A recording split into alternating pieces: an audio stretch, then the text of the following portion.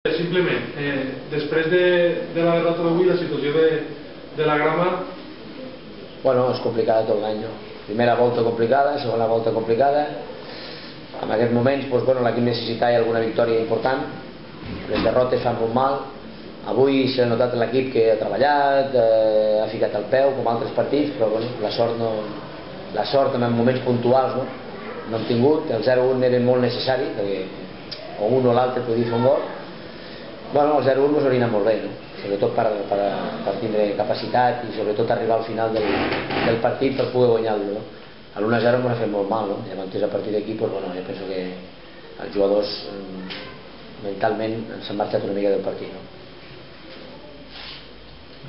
La segona part ha sigut totalment una miqueta desapareguts.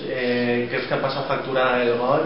També l'oratge i la pluja ha passat factura al camp? No, jo penso que ha estat igualat el partit. Ha sigut un partit igualat. Jo penso que la segona part hi ha hagut moments que sobretot aquests 15 metres que la primera part hem tingut naltros i que hasta podíem haver tingut ocasions, el Vila, el Pedro, de posar-nos amb el 0-1, jo crec que l'Ontenient ha apretat molt més, nosaltres potser hem donat una miqueta més d'espai a les marques i llavors, bueno, sobretot amb el Quintero que ens ha fet una mica mal per banda dreta i ens ha complicat la vida. Llavors a l'1-0 ens ha donat una miqueta ja la situació molt difícil, hem obert línies i penso que a partir d'aquí hem tingut l'1-1 també amb una situació del Pedro que podia donar un canvi una mica important dintre del partit, però en moments puntuals l'equip no ha tingut sort i quan un equip va baix és complicat, no? Sobretot mentalment a vegades és difícil ficar-se al partit 90 minuts, no?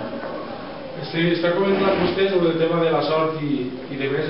Que important és la dinàmica a l'hora d'agarrar i treure el barco un poc endavant i no estan tan enfonsats com suposo que la línia de la Gramenet durant tota la temporada? Bueno, la primera volta ha sigut difícil.